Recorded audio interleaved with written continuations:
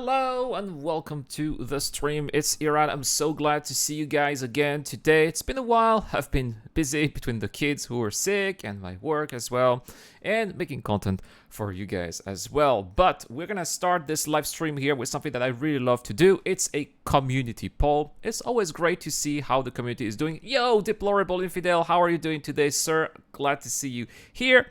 And so rather, it's a brand new poll here that I'm asking. This will be maybe in the next live stream that we'll be talking about, right? Will you watch Flight or Flight during SeasonCon, which is the community-driven event by Atmo Esport that Star Citizen seems to be endorsing? I would like to know what your thoughts are. But this one here, this is the poll that we are interested in today, with 785 votes, pretty big here.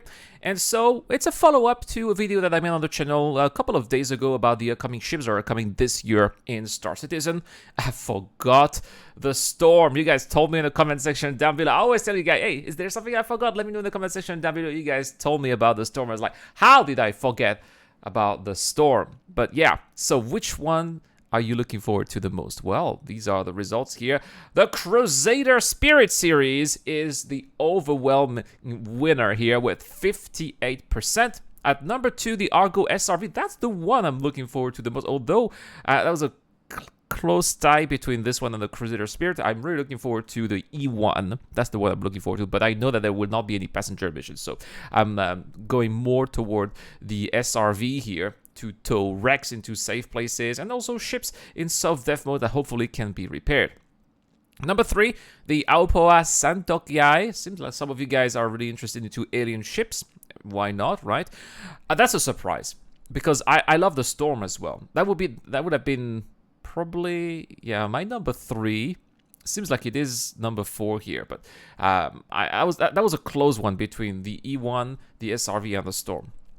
And it's only 5% of voters who chose the Storm. And I'm a bit baffled. I was hoping maybe it would get like 15% or something, but that's really not a lot. Ed Diplo here, he wants the Storm, right? The SRV is 9, the Crusader series are just starters. Interesting, right? The Storm will be great, I think, for ground combat, especially if you want something a little bit faster and more flexible than the tank.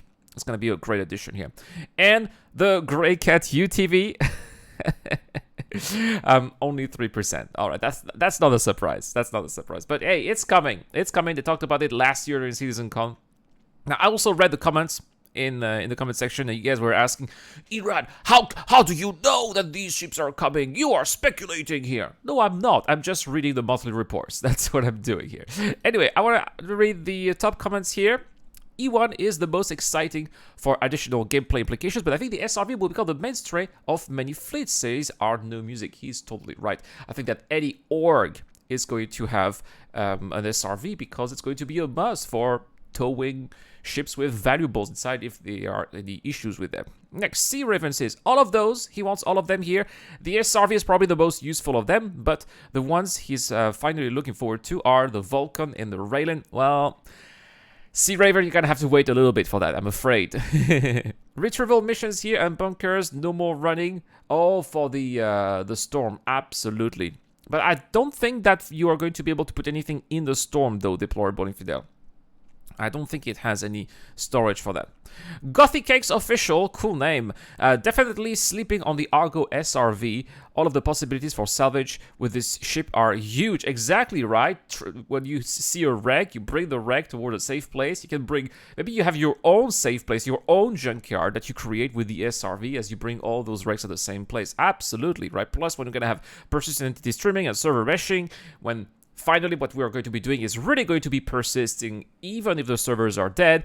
That's going to be very useful indeed. Roboticus Prime RC says the SRV will come with ship tractor beam. This means that they will have new content for the game. That's right. That's really confirmed. Look at that. All of those here are SRV, SRV, SRV, SRV, SRV. Finally, we have someone here looking forward to flying the Santokyai, which is Sigil of Gremory 9671. Either the Santokyai or the Spirit A1. Big fan of alien ships, so that's a no-brainer. Yeah, plus, did you see all the technology that's involved here in creating the Santokyai? It's just an insane ship, right?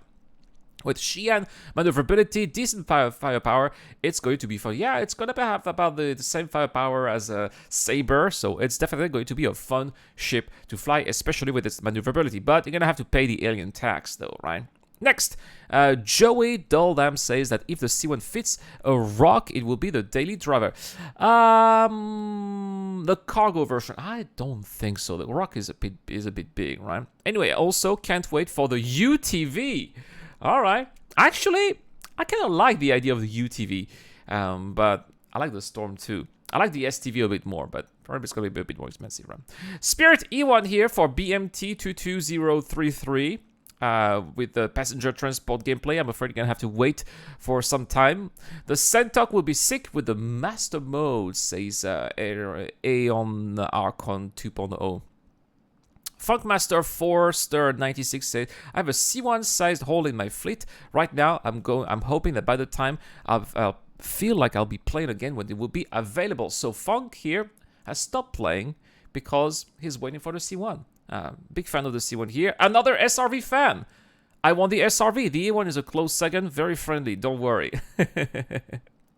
Oh yeah, because it's the bomber version, right? Actually, that's a I like this idea of having smaller bombers, but I wish that Clad Imperial Games could also rework the Gladiator, which is also a bomber, and it's not really good at it right now. So that ship needs a lot of love, and I just hope to see one day the Gladiator being a decent competitor to a ship like the A1. Yeah, like these. I think he means the C1, right? Anyway, C1 is what I'm looking forward to the most. Another small bomber here for Kroninger Sex. Oscar Wallen, member of the Red Club here, Oscar. None of them. All right. All right, he is very straightforward here. He doesn't want to see any of that. Maybe the SRV, if you're allowed to QT with the other ship. I think you can, Oscar. Yes, I think you'll be able to do that, which is going to make salvaging ops more doable. All right, we're going to end this one here with Spaceman 112211 here, waiting for the E1 as I originally bought Star Citizen for the potential possibility of transporting passengers. Oh man, how long has it been since we've had this possibility being pitched to us and we're still waiting? I mean, remember CitizenCon from 2 years ago, first digital CitizenCon, right? We even saw passenger gameplay missions, some footage of gameplay, and then gone. It's been 2 years.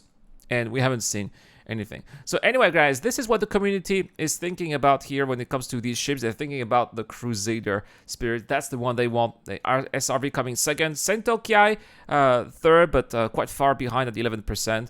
And the Storm and the Greycat UTV seems like, yeah, ground vehicles are not so much loved compared to space vehicles, I suppose.